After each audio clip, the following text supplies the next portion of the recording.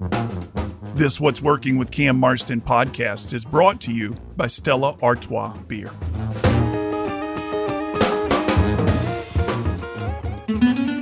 What's Working with Cam Marston is brought to you by Stella Artois Beer. Stella Artois is a perfect beer for celebration. Nothing caps off a big sale, hitting your incentive goals, or a profitable quarter like a round of Stellas. Brewed first in 1708 as a special Christmas brew, today Stella is a gift for everyone to enjoy year-round. Stella Artois. Find it wherever fine beer is sold.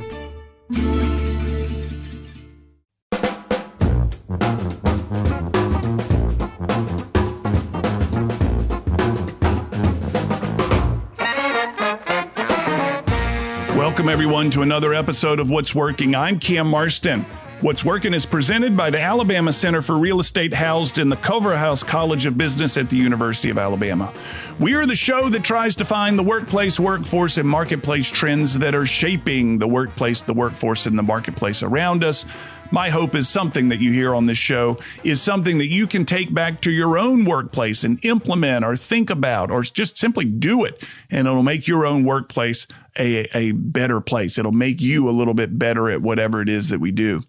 Not long ago, I walked into a store off of Government Street here in Mobile with a blower that was broken. And Edward Dismukes came out from behind the counter, shook my hand. He's a friend from back in the day, and showed him what was wrong with it. He said, "We'll take care of it." I said, "When can I pick it up?" He said, "Just stand around. It won't take long." And he and I started talking. Well, here's what I didn't know. He's third generation, Edward is. Third generation in the family business. Came home from a career to run the business when his dad was sick. And we'll hear a little bit about this in a moment. And what it means is succession planning. Succession planning is always just like blood in the water for this show. Whenever we find a succession planning conversation, we seem to get a lot of feedback. And when I heard Ed say this, as well as his plans for growth westward from Mobile and how he's thinking logically about this growth, I thought Edward needs to be on the show, man. He's got succession planning content. He's got strategic growth content. And he's victim, unfortunately, of some smash and grab robberies that have happened in his business, as well as many similar businesses across the Gulf Coast. He showed me a video of somebody coming in, taking a chainsaw, trying to get away, and one of Ed's employees run out and kind of grabbing the guy, grabbing the chainsaw and wrestling it back from him. Heroic or foolish, I don't know, but they didn't make away with the chainsaw. Ultimately, those guys got captured or caught by the police using the video system that Edward has. It's a tough story. It's reality, and apparently it's going on a lot out there. Anyway, Edward's got these stories to tell, and he's going to tell us a little bit about what he's done to prevent them from going further, as well as how he's working with other similar retailers to prevent this from happening. It seems to be an epidemic in our society right now. So when we get back from break, we'll be with Edward Dismukes. Prior to break, though, I want you to think about your own financial future. This is important for all of us. And the stat that just keeps jumping out at me is that it's becoming increasingly possible for us to retire longer, to live longer in retirement than we worked. Which means what? Which means our financial houses need to be in order, baby. It means that our financial situation needs to be very deliberate and cared for. And if you're wondering how your financial situation stacks up as you're thinking about retirement, I want you to call the folks at Sandifer Wealth Management. Jamie Sandifer, Mark Salyers, the two chiefs over there are going to take care of you. Family. I was with them today. Nice people. They care for their clients in wonderful ways. If you're thinking about your future, wonder, or even curious about your financial future, give Sandifer Wealth Management a call. You can find them online. They have a wonderful way for you to engage with them on their website. Or simply go online, find their number, and give them a call. Tell them I sent you. Sandifer Wealth, good folks. When we come back, Edward Dismukes, you're listening to What's Working, presented by the Alabama Center for Real Estate, housed in the Culverhouse College of Business at the University of Alabama.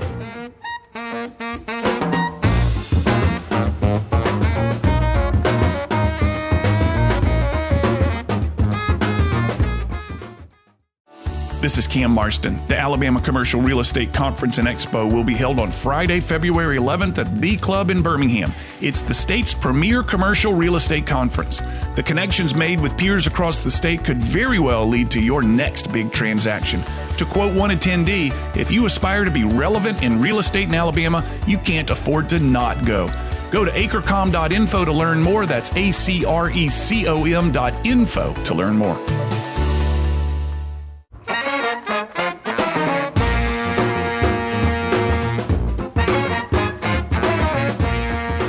We're back. You're listening to What's Working, presented by the Alabama Center for Real Estate at the University of Alabama. I'm in the studio today with Edward Dismukes. He's the president and owner of Wilson Dismukes. They've been in and around Mobile since 1944. Family-owned business. We're going to learn about the business, the succession plan that got him into place, succession plans that may get his next generation into place, and learn about the growth of the business as it expands westward in Mobile.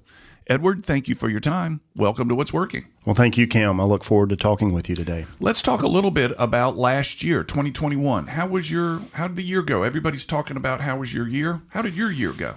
2021 was an excellent year for Wilson Dismukes and a lot of other retailers in our industry and other industries. It was a banner year for us, one of the best we've ever had, despite supply issue challenges and shortages of products from new equipment to parts. And if we could have gotten everything that we had on order, we would have had even a more stellar year. Tell everybody about your business. Perhaps we should have started there. What is it that you sell? I know because I was in there talking to you a couple of weeks ago, but tell everybody about the business. Sure, Cam.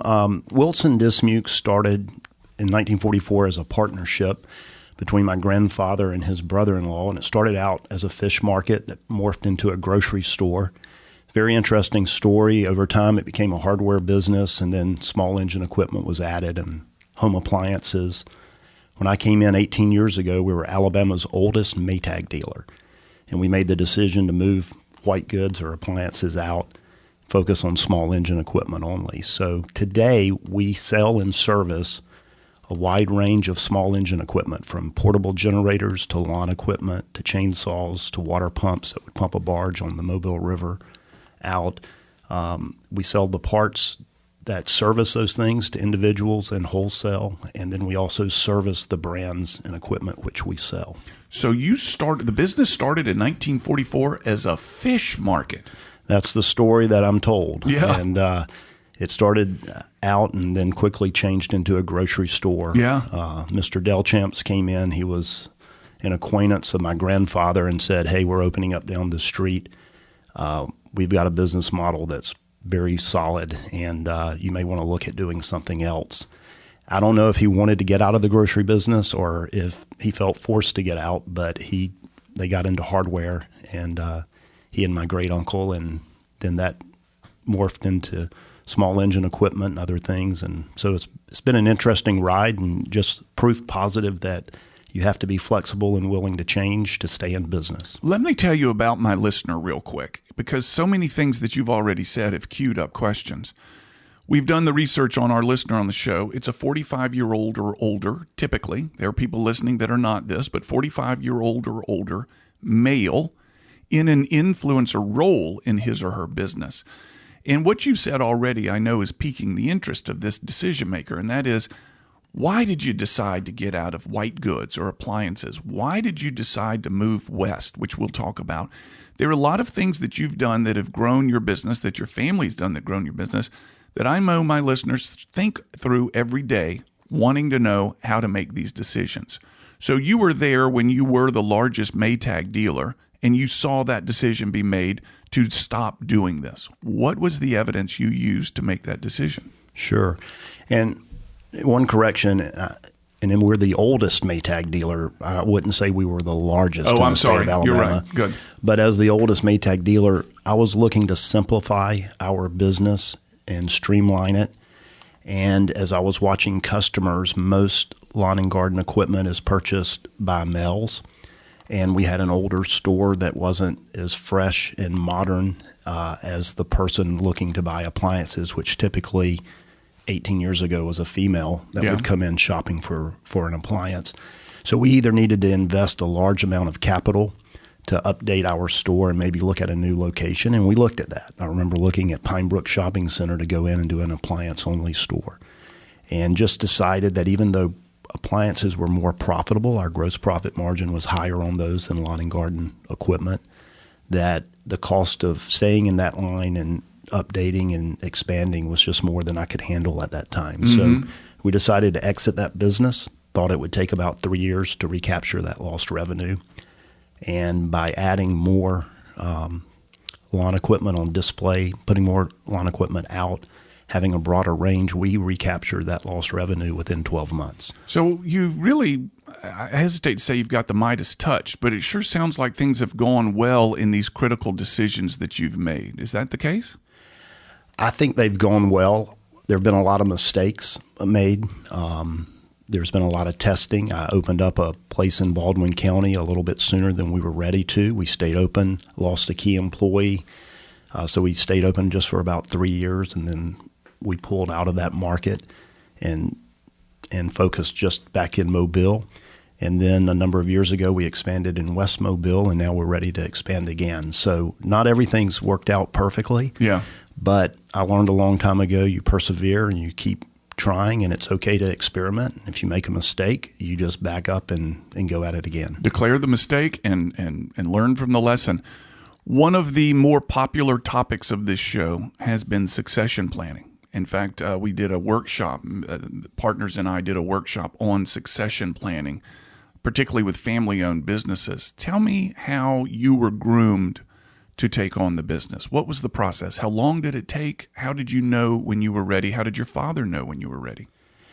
Well, I'm back in the family business by accident.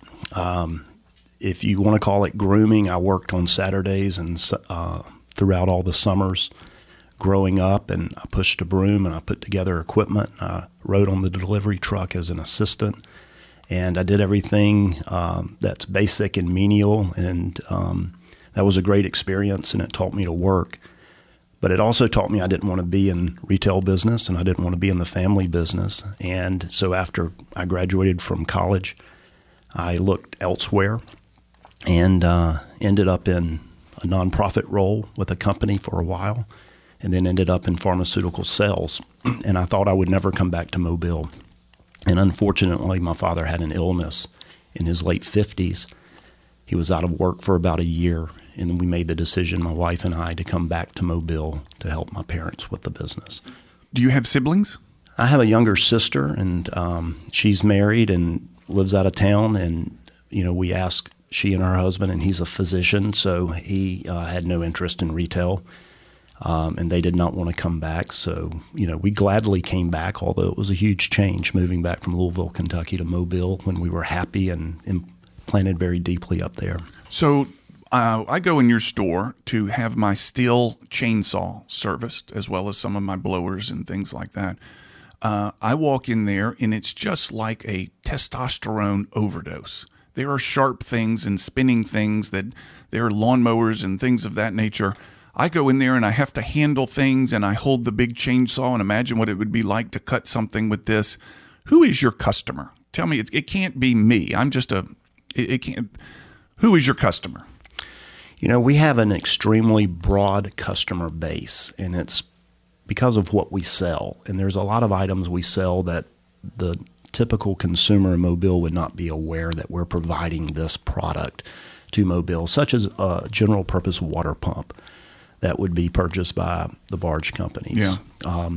Those aren't really on display. They're there. So, but our typical customer is the homeowner. 60% of my business, and everyone's always surprised by this, but the majority of my business, and I'm basing this on revenues, not on customer count, but 60% of my revenues come from a homeowner, a person just like you, with Really? a lawnmower or a handheld blower or a battery blower.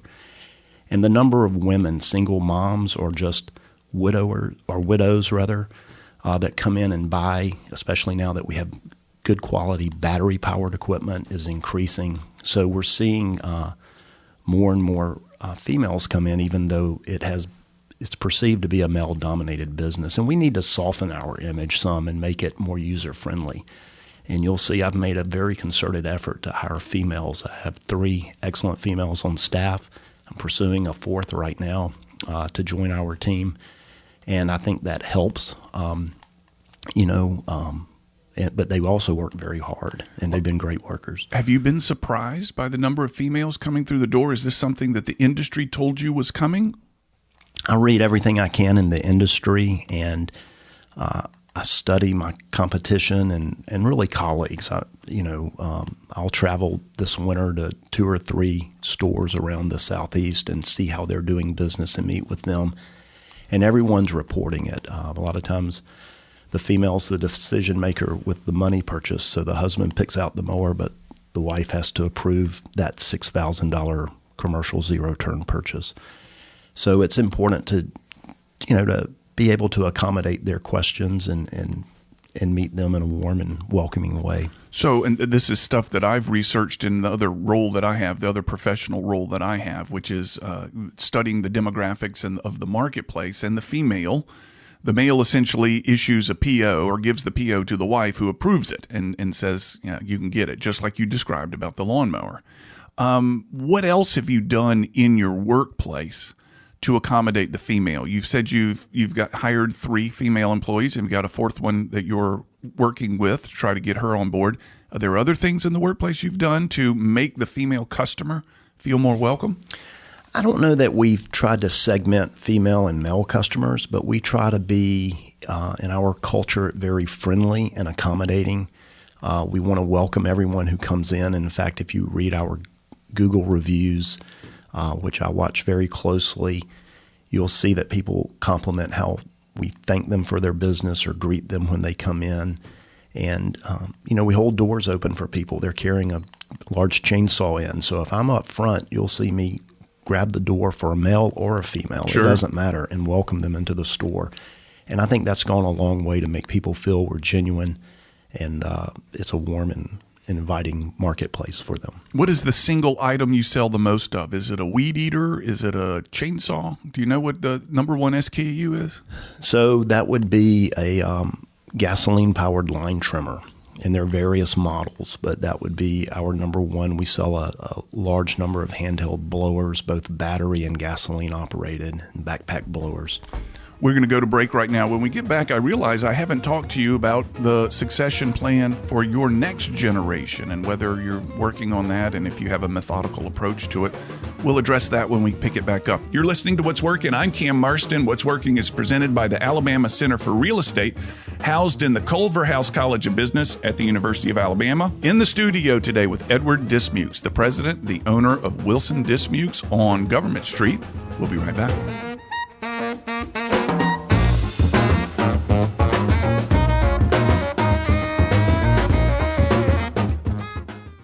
This is Cam Marston, and I'm with Cajun Mike of E3 Termite and Pest Control. Cajun Mike, if a homeowner thinks they have termites, do you offer inspections? What about someone buying a new home? Can you come in and take a look and see if there are termites in their new home? Yeah, basically what we would do on a home above and beyond anyone else is we actually do a thorough inspection. But above that, we will use infrared imaging that will allow us to see problems in the wall, and at times can tell us if there's anything going on. That's fantastic, Cajun Mike. How can people find you? They can find me at e3pest.com. That's the letter E, the number 3, pest.com.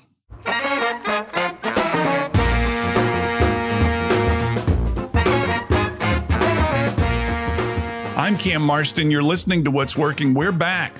What's Working is presented by the Alabama Center for Real Estate, better known as ACRE, at the University of Alabama. In the studio today, I'm with president and owner of Wilson Dismukes, Edward Dismukes, 3rd generation. Edward, are you 3rd or 2nd generation? I'm a 3rd generation. 3rd generation runner of the business. Started in 1944, I just learned a moment ago, as a fish market, fish sales.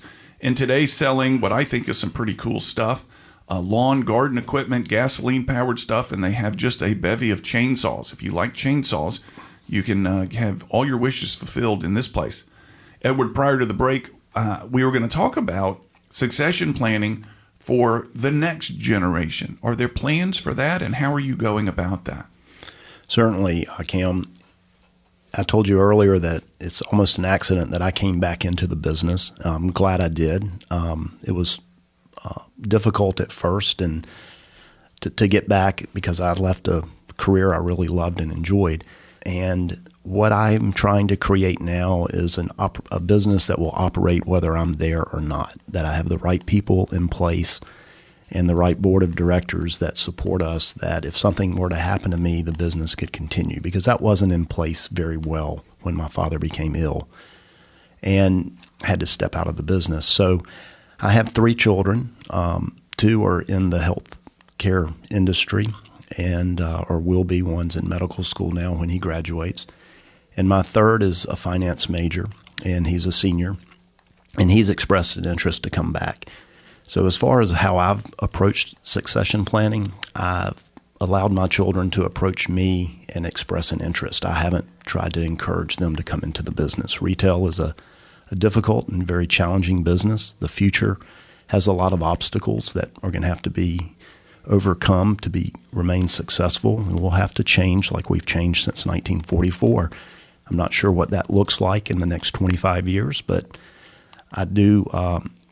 I'm open to one of my children coming back in if my youngest elects to do that, but there are a couple of requirements. The first is when he finishes his education, he cannot come to work for me right away. He has to go work somewhere else, and I don't know if that's 2 years or 5 years or 10 years. So he knows that. The other thing I mentioned earlier is I just waited for them to approach me, because I don't want them to ever feel obligated or locked in to working in the family business. And then the third thing is I've told them you have to make decisions from a business perspective, and sometimes those are difficult decisions to make. You can't be emotionally wrapped in and say, hey, this was my great grandfather's business. We're going to keep it open no matter what. It's a business. This is not my hobby. I'm here to turn a profit, and I'm here to provide employment and a good income for my 17 employees. And we have to make decisions that take care of the customer and the employee. And I just want to make sure whoever follows me one day embraces that and doesn't get wrapped up in emotion, because I've seen people really struggle trying to keep something going when they shouldn't because they're emotionally invested in it. You mentioned that, and I was gonna focus on that for a moment. This would be the 4th generation, but you sound, and this is not the right term, cold and calculated about it. If it's not working, we won't keep it open anymore. Yet it would be the end of a line. How do you feel about that? Well, I approach it from a business standpoint, Sure. And I just think, it's not callous or cold. It's a business, and it doesn't mean that I wouldn't help my son start a different business or a different line of work. And thankfully, we're doing excellent. I mean, we've just had one of our best years in the history of the store from multiple perspectives. And so I welcome him coming in, and I think that would work out very well for him. I just want him to do it if he wants to and not because he thinks I want to. When I was in your store, we were talking a little bit about your turnover, and you have a remarkably low turnover from what I remember of our conversation. In my experience, and people in the chair that you're in now, is that people who have such low turnover tend to have a really identifiable positive culture. Talk to me about your workplace culture and what it is and how you perpetuate it. Well, I think our culture, and we try to hire the right people, and I like to empower them to work hard and to do, to express their own personality. So I think of my key parts person. She loves to wear pink, and she likes to have trinkets around her workstation. Absolutely drives me nutty because I want a clean, crisp workstation. Right. But that's her personality, and she does an excellent job. And if she wants to wear pink from head to toe, when we used to require a uniform, and it took a little bit of time for me to realize this isn't hurting the business. She's expressing her personality, and it's become really her brand. And customers will come in and say, I want to talk to that lady in pink because she's the most knowledgeable. So I've tried, as far as my culture is, to let my employees be themselves. My dad told me a long time ago, never hire anyone with an earring, a man. Some of my best employees have had earrings, and I've just learned to not worry about that. So even though I don't personally wear one, And so an accommodating culture for the employees, allowing them to express themselves. And then what we've tried to create is a very friendly and welcoming environment, and where we're appreciative of the customer. And I think that's gone a long way. The customers see that, and then the employees know that we appreciate the customers and we appreciate the employees, and everybody works together for that common goal. So I remember a quote from Sam Walton, Walmart fame, and it was, "It takes 2 weeks for an employee to treat a customer the same way management treats employees." In other words, it trickles down. And the way you treat your team takes 2 weeks before it gets that same treatment, gets to the customer. So it means to me, you must treat your team very welcoming, very accommodating, if that's the feeling that the customers are getting. Can you comment on that?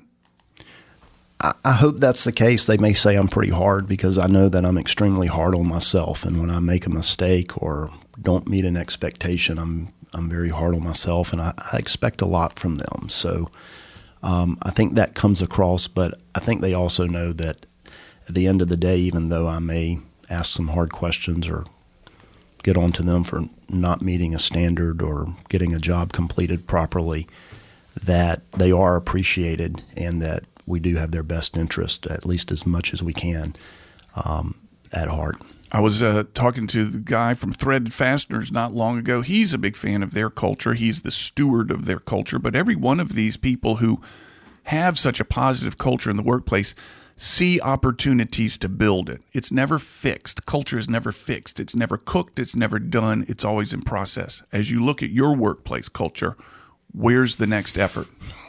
You know, as we're growing and expanding, as I take more of a off the sales floor role, it's important to have policies and procedures so that we treat customers equitably and consistently. So what I'm trying to focus on is that we don't lose that small business, family-owned business feel.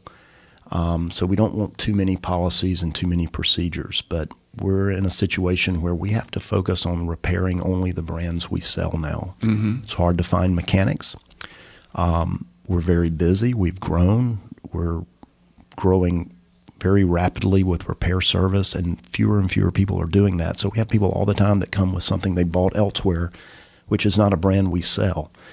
And we have to have a policy that, you know, we just can't work on that, because if Cam Marston or another customer buys a product from me, I don't want to make them wait 3 weeks to have it repaired because I'm working on someone's product that they didn't purchase from me. Yeah. So, but we want to do that in a nice, friendly way, but in a way that we still help the person. So we actually keep business cards for multiple competitors of ours that will work on that equipment, and we try to advise the customer where to take it. You sound like the movie, the Christmas time movie that we saw back in the Christmas season, where the Santa Claus started referring people to the competitor's store, Gimbals or whatever it may be. I forget, Miracle on 34th Street, where the customer couldn't believe that she had just been referred to Gimbals because they had the roller skates she wanted or something like that. What do the customers say when you give them someone else's business card? You know, when people come in and they're working, or they have a problem and we're working to meet their need, they're appreciative. And, you know, some are there because they only want to deal with us, but others are just, they don't care who repairs it, so they just want help. Yeah. You know, treat everyone as your top customer and they'll be back. You've said a number of times how busy the year has been. Has there been a catalyst to it? Why has it been, this is 2021, why was last year so busy? So last year was remarkably busy. The year before was surprisingly busy. You know, coming out of COVID and with the lockdown, we were an essential business, stayed open, and were just surprised that we had the influx of customers that we did. But then it makes sense when you look back. Going back 2 years, people were home, and they decided to do those yard projects they'd been putting off, and they were buying equipment. And then people had stimulus money and other things that came in last year, and we had customers walk in and say, you know, I always needed a riding lawnmower, and now I've got some money to put down toward one. And I think there was an influx of money, but it's not just our industry. Every business article I read, there's demand is up. Consumer purchasing is up, and businesses are doing well. And if the guy paving makes a little extra money, he comes in and buys a chainsaw for his hunting camp. And if the doctor's busy, they come in and they buy a generator to tailgate with at their college football game. Right. I had Ellis Ollinger in that chair not long ago with Flowerwood Nursery. He said the pandemic has just blown him out, that people did the gardening chores that they had put off forever, and they just had, and I think he cited 8 million new gardeners as a result of the pandemic or something like that, and they couldn't keep up with flowers and the pots and all that kind of stuff. Very interesting story. Let's take a break. When we come back, I want to hear about the information you've gleaned that has led to the decision to expand westward. I know there are many listeners probably thinking, how did he determine when to expand and where to expand? And maybe we can lend some thoughts to that. I'm Cam Marston. You're listening to What's Working, brought to you by the Alabama Center for Real Estate, housed at the University of Alabama. In the studio, Edward Dismukes, the president, owner of Wilson's Dismukes, third generation lawn garden powered. Edward, help me describe this. Our industry term is outdoor power equipment. There we go. We'll be right back.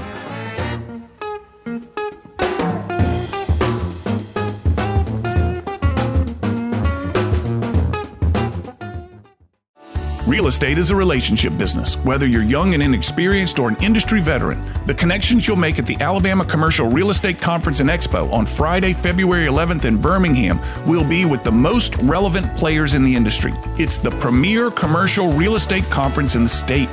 To see the list of speakers, to get info on continuing education credits, and how to become a sponsor and to register, go to acrecom.info. That's acrecom.info.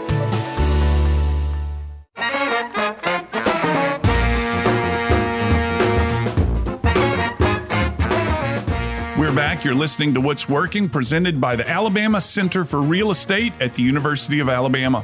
Edward Dismukes is the president and owner of Wilson Dismukes. He's third generation. We've talked about the potential for the fourth generation. It's expanding. The business is getting bigger. Edward, let's talk a little bit about what led to your decision to expand and why you are doing it the way you're doing it.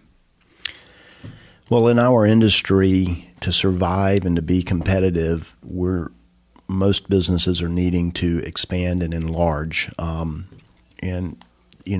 Being a larger dealer for one of our manufacturers just puts us in a better position to be important to them and to negotiate the best price or to buy in bulk. A lot of our suppliers will give a truckload discount. It's maybe 1 or 2%.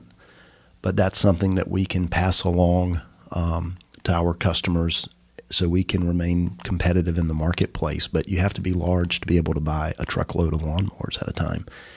And so I've wanted to expand for 15 years, and I told you earlier in the show that a number of years ago we attempted to expand, and then I based that on having one particular person running that store, and when he left and went to the Mobile Fire Department, which was a great move for him, and I support that. I just didn't have the right person to keep that going. Yeah. So we backed down. But so I've wanted to expand, but that's one of the mistakes. I alluded to I've made mistakes. One of the mistakes I look at, I was fearful to expand. And I decided to address that fear, and I'm a perfectionist and a procrastinator by nature, those two things, which is not a good combination. But I wanted to wait until I had everything in place and it was perfect before we attempted an expansion, which meant hiring the staff there and getting them trained. Well, in our business, that just never happens. Yeah. So you hear the statement, build it and they will come. And that's what I decided to do in West Mobile, was to just put a location out there and start working it. And we made some adjustments with personnel there. We retained my first manager isn't a salesperson, but I just found another position in our company, and now he's a key player in our business. He's still with us. But we put someone else in there who was ready to sell and would ask for the business when people would come in, and it's just taken off. In fact, my West Mobile location is much smaller. We've been operating out of about 2,300 square feet, but you measure in retail profit per square foot, right? And we're blowing it out of the water. I mean, it's a much more profitable location than my Midtown store, although we do a lot more business at Midtown. And so now we're ready, and we can announce that we'll be opening in a couple of months a location out West Mobile past Snow Road that will more than triple our space and give us an opportunity to grow even further down the road, because I've got an acre of land behind it, which I can build a repair shop or a warehouse or expand my showroom if need be. So we're very excited about that expansion opportunity. But the bottom line is, fear is real, and it's good. It can keep you from making a dangerous mistake, but you have to embrace fear. And that was a long lesson for me to learn, but once I did, and I've embraced it, it's worked out. And now it's like, yes, there's risk, but I'm going to embrace that risk. We're going to measure it as best we can, and we're going to go forward and keep expanding. So I think to be the successful dealer, we need to grow another couple of stores in the future, just to get our volume of purchasing up so we can remain very important to our suppliers and also remain in the best position to get product and get it at the best price for our customers. So it's feasible you could be buying 2 truckloads of lawnmowers at some point in the future. Absolutely. Yeah. So you mentioned fear, and when I was in your store, you told me about kind of a crime ring that was scary, quite frankly. You showed me a video of something. Tell me about that. There's people that are targeting the equipment that you sell because it's easy to sell out of the back of the pickup truck in a parking lot. Sure. There's a nationwide issue with theft of individuals coming into a retail business and grabbing something and either walking out with it or running out with it. It's happening across the board from, you've heard the news on Best Buy. They came in through the roof, but they've been snatching and grabbing stuff for years, Apple products and things that have a street value that's easy to sell. And that's true in our industry. I mean, a steel chainsaw is a good quality chainsaw, and there's a high demand for it. So we've had an increase in that the past year or so of people coming in and just grabbing something and running out. So we're having to address that by locking down equipment and installing cameras. And I just have to reach out and say thank you to the Mobile Police Department. They've been extremely responsive.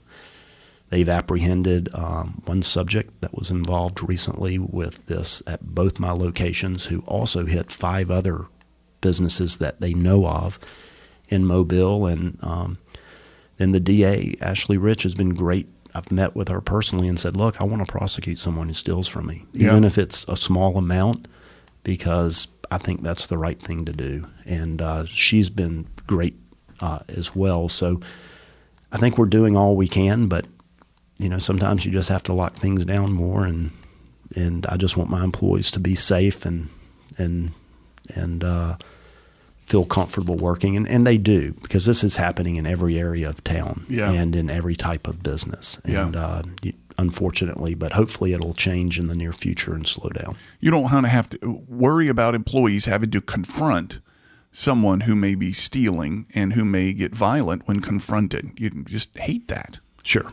So that's why we would choose to lock down or secure an item so that decision doesn't have to be made if the person's walking out the door with it.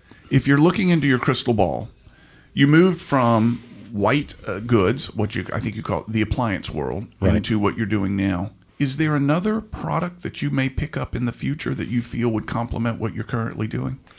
We're slowly moving into trailers. Not that I wanted to get into trailers, but my customers were asking for trailers. They're asking for package deals where they can buy a 0-turn lawnmower and all their lawn equipment, and it's on a trailer, and they have that.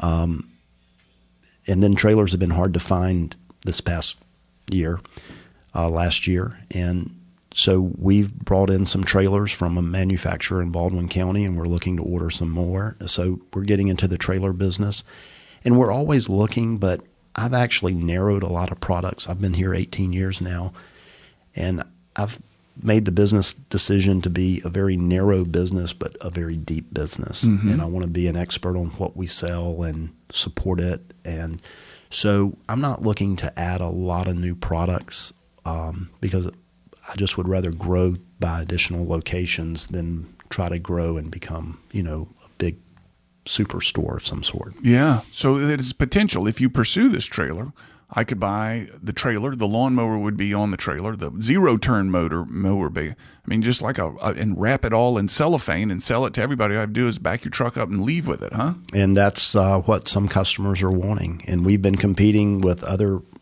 lawn and garden businesses that have been doing that for a few years. And occasionally we'll lose a sale because we haven't had a trailer. And so we've changed that, and we've got trailers on the lot now. So you mentioned earlier, almost in passing, that you have kind of a board of directors. Is that true? Well, we're a C corporation, and so we do have a board of directors and I'm trying to grow that and bring in more individuals with business knowledge to assist as we grow. So I have a CPA joining later this year. For an example, I'm searching now for a person who has a lot of online experience. We haven't discussed online, but I identify that as a threat to my business. That's in the future. interesting. So we've got to investigate how to maybe participate a little more and better with the online shopper. So there are a lot of listeners who are small business owners, and most of them may have a board of advisors, which can be a very casual group of people that help them come and think through problems or teach them about market opportunities. By being a C Corp, you're required to have a board of directors. Am I correct? Yes. And how many people are on that at this point? We have 4. 4 people on your board of directors, and each brings a specific area of knowledge that advises you, correct? Well, we're growing into that. We have a lot of family now. Oh, I see. And their heart's in the business, but I'm a paper calendar guy still to this day. Yeah. I think you and I had an experience where I failed to write something in my calendar. So I'm not technologically savvy. I have no interest in that. So I need to bring someone in who is and can advise us. So that's what we're looking to do. Tell me where you've identified the threat in the online world. I just watch what my children and how they shop, and we're doing great now with growing our retail business. It increases every year, and we're getting new customers in. But my demographic is a person who's over 45, just like your listener base. They're usually a homeowner. That's 60% of my business. The other 30% are professional grass cutters, people who make money using the tools we sell. And about 10% are industry, municipality, University of South Alabama, City of Mobile, for an example. But that homeowner, we see them come in, and if we have the part on the shelf that they need, they'll buy it. If we say we don't have that part, but we can order it and it'll be here in 3 days, they'll say, oh, I'll just order it myself. Yeah. So that's one thing that I've identified. The other is watching my children who, I buy local. I don't order online, very little. But my daughter, right now she's back home, just finished graduate school. There's a package arriving every day at my house. She's selling her textbooks that she doesn't need anymore. She's boxing those up, and she buys everything online. That's where my concern is, because the younger generation, that's how they're purchasing a lot of times. And it's not about price. It's about convenience. It's about, I don't have to get on Airport Boulevard and fight Christmas traffic. I can just order this and it's going to be here in a day or 2. I would rather disappoint my children on Christmas morning than have to get on Airport Boulevard to go get their gift. You and a lot of people. Yeah, I would rather see their crushed faces and their souls squashed than saying, hey, man, your gift was on Airport Boulevard. I'm sorry. I love you, but it was just inconvenient. Right. Yeah. We're running up to the end. Tell people where they can find you. Well, they can find us in Midtown on Government Boulevard, 2646 Government Boulevard, right before the Loop as you head down. If you're from Mobile, you know where the Loop is, but we're near the Walmart neighborhood market. We're glad to help you. It's a narrow storefront, but a lot of people don't realize we've got 16,000 square feet under roof there, and another 5,000 square foot warehouse right there. So it's a bigger operation than people realize. They can also find us coming in a few months. I'm saying we're going to open mid-spring. Don't ask me what mid-spring is, because with contractors and all, I don't know what that means exactly. Understand. But they'll find us at our second location out Airport Boulevard past Snow Road. Yeah. So that's a big growing intersection, and we're right out on the right-hand side. Yeah. And it'll be it's an 8,000 square foot building there that we're in the process of renovating. I kind of know where that is, out on Snow Road, but I don't head to West Mobile very much. Do you need a passport to get there? You don't need a passport, and you'll be welcomed with open arms. But what's very interesting is we're moving from Airport Boulevard across the Academy near Schillinger's Road. The number of customers that buy from us from the state of Mississippi, I was going to ask you that, is amazing. Really? It has really shocked me. So I expect that to grow even more. They're coming from Mississippi to get some class, some service, some gratitude from people who care. I hope we can take good care of all of our customers. I'm sorry, Edward, go ahead. I just was going to thank you for your business as well. We appreciate you. I love going in there, and I have to leave my wallet in the car because I'm going to walk out with a bigger chainsaw than I need. Edward Dismukes is the president and owner at Wilson Dismukes. He told you where to find him. You can find him online at wilsondismukes.com. Edward, thank you so much for your time. Thank you, Cam. We'll be back after this break with final comments. You're listening to What's Working, brought to you by the Alabama Center for Real Estate, housed at the University of Alabama. I'm Cam Marston.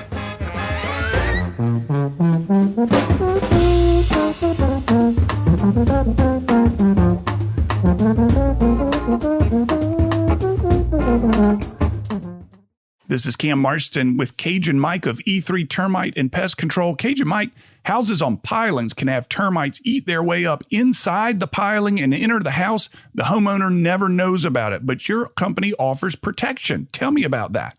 Yeah, Cam. Basically, what we have designed is a program, and what we do is we will actually drill to the center of the piling and put a product in the center that will stop the termites from coming up into the home. Stucco exteriors as well? Correct. How can people find you, Cajun Mike? They can find me at e3pest.com. That's the letter E, the number 3, pest.com. Hey, this is T. Bruce McKinnon. I'm the president and CEO of Elevator World and Bay Business News. And when I'm not traveling the world, looking over elevators or trying to find news for the local business community, I'm listening to What's Working with Cam Marston. Now back to the show.